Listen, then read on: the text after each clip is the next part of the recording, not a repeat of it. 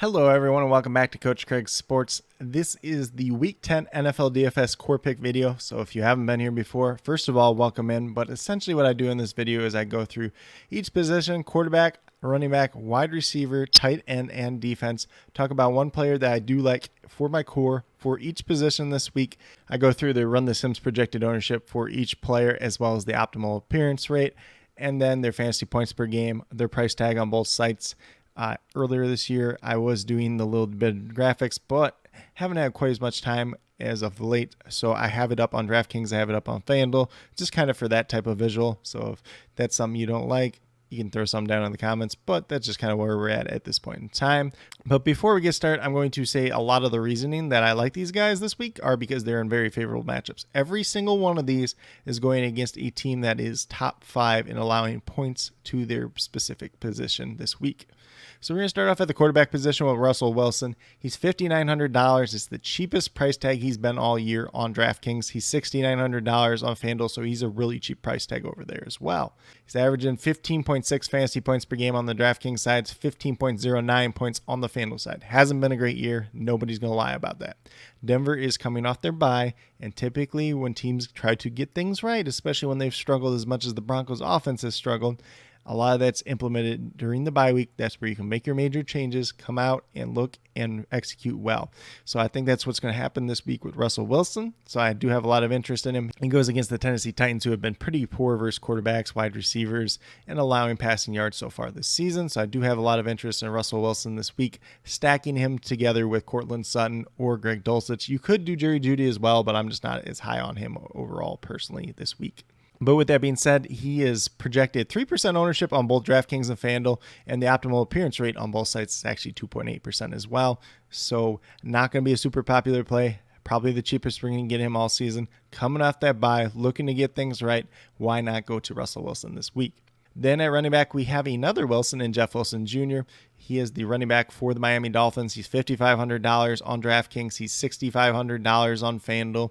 He's averaging 10.6 fantasy points per game on DraftKings, 9.29 fantasy points per game on FanDuel. Obviously, you got to take into a factor. Some of those games were with the 49ers. Some of those games involved Elijah Mitchell too. Some of them involved other running backs in that situation.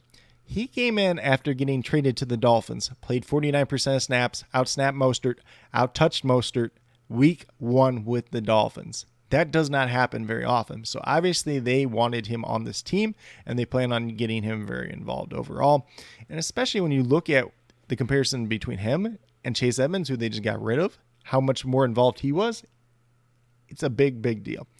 He goes against the Cleveland Browns this week. They are one of the worst interior defensive lines at stopping the run this year, and it's going to be a very favorable matchup for the Dolphins, a game they should be leading, and favorable for Jeff Wilson Jr. overall. If he scores a touchdown, he's going to be in there, and on both sides, he's reasonably cheap. He's probably the cheapest running back that you can viably play this week overall. On DraftKings, FanDuel, maybe a couple other guys down there, but I want these cheap running backs this week when everybody else is going to Saquon Barkley and Derrick Henry and then trying to go cheap at wide receiver.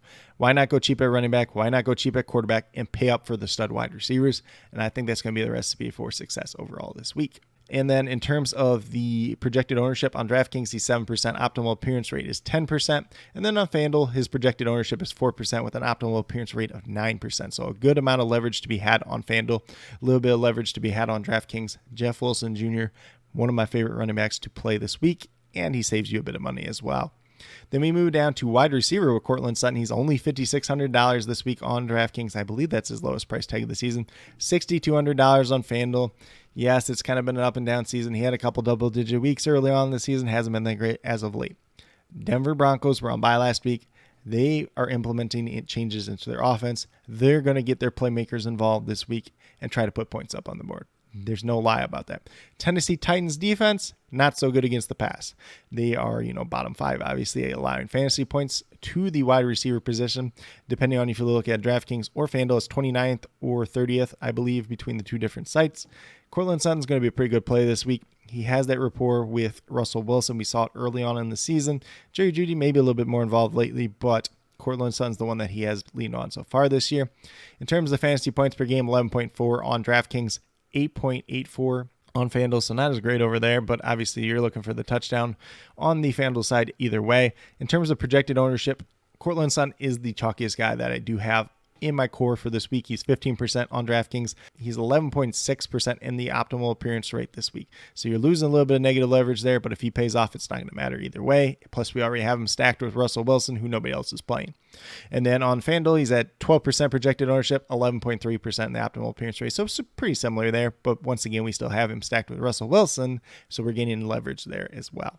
Then we move down to the tight end position. It's a very good week for tight end, honestly. And typically, I don't say that. There's a lot of good tight end matchups, a lot of tight ends that are priced pretty well this week. I like Harrison Bryant. He's $2,700 on DraftKings. He's $4,800 on FanDuel. So he's reasonably priced on both sides. $200 over the minimum on DraftKings, $800 over the minimum on FanDuel. So you're not going to get that too often.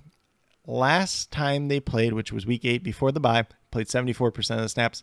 I believe he only had 2 catches in that game. That's kind of the downside. But he goes against the Dolphins, who have not been great against tight ends so far this year, at least in terms of giving up fantasy points. David Njoku has yet to practice this week at the time of this recording. He's probably not playing this week. As much as he says he's going to play, he's probably not playing. And Harrison Bryant's $2,700. If David Njoku is active this week and playing, then you could look at Kylan Granson, who's $2,600 for the Colts. Jelani Woods and Mo Cox both have yet to practice this week as well. At the time of this recording, you could go over there. There's a couple different options, whether you want to go to like Foster Moreau's $3,200 with Darren Waller on IR, but he's going to be really popular this week. So there's a lot of different tight end options overall, whether or not you're paying all the way up to the top with Travis Kelce, who could have a little bit of leverage because there is good running backs and good wide receivers to pay all the way up to the top as well. But with that being said, Harrison Bryant averaging 3.2 DraftKings points per game so far, but obviously he's been the backup tight end, and 3.07 on the FanDuel side. He is projected for 2% ownership in the DraftKings side, 2.9% in the optimal appearance rate, and then on FanDuel, 1% projected ownership, 1.6% optimal appearance rate. Obviously, those numbers could rise once David Njoku is ruled out, which I do expect to be the case this week. Then last but not least, we move down to our defense for this week. We're going with the Saints DST. So on DraftKings, they're $3,500. They're towards the top of the line there. On FanDuel, they're $3,900, so they're going to be a little bit more chalky on the FanDuel side. They go against the Pittsburgh Steelers this week. Obviously, a rookie quarterback in Kenny Pickett, a suspect offensive line. Najee Harris hasn't been too effective this year. Their wide receivers kind of been hit or miss. The Steelers' defense isn't that great overall either, so a lot of factors that favor the Saints in this game overall. Could be a low-scoring game as well. So if you can get some turnovers, if you're not going to give up a lot of points, could be pretty good. Obviously, the Saints defense was supposed to really be a strength of their team. Quite hasn't worked out that way so far this season, but this could be a get-right game in terms of that. And then on both sides, they're averaging 5.1 fantasy points per game. And then on DraftKings, they're projected 7% ownership and 4.8% in the optimal appearance rate. So there's a little bit of negative leverage there, but not as bad as some of the other defenses. And then on FanDuel, it's 12% projected ownerships and 7.6% in the optimal appearance rate. So you got a little bit more negative leverage on FanDuel. If you want to swap it out on FanDuel, that's definitely something you can consider. But with that being said, Saints looking like a pretty strong play once again this week for our DST. But with that being said, if we go with these 5 players on the DraftKings side, you have $26,800, meaning $6,700 per player. So that is a good chunk of change there. I like paying up at wide receiver if I can do so. If we can pay up for 2 wide receivers, pay down a running back, we can definitely make that work and pay down a flex spot. Or if you want to pay up for 1 wide receiver, pay for like a Jonathan Taylor at running back, and then kind of work in the rest from there, that's definitely something you can consider as well. So that's kind of how I'm looking at DraftKings so far this week. Over on the FanDuel side, we got the exact same lineup in there. We have $31,700 remaining, just under $8,000 per player. So a good chunk of change once again to spend up. I like paying up for some wide receivers here. Maybe you pay up for a running back in Saquon Barkley, Derrick Henry, Jonathan Taylor. Jonathan Taylor is only $7,000 on FanDuel this week, so he's going to be very appealing overall. And even if we put him in, we still have a good chunk of change left over. So if we play Jonathan Taylor, we play Tyreek Hill at wide receiver, we pay up for another wide receiver, and then we have a decent flex play. That's a good way to approach the FanDuel side overall this week. And doing so with paying down for guys like Russell Wilson, Jeff Wilson, Cortland Sutton, Harrison Bryant, it allows us a lot of flexibility overall.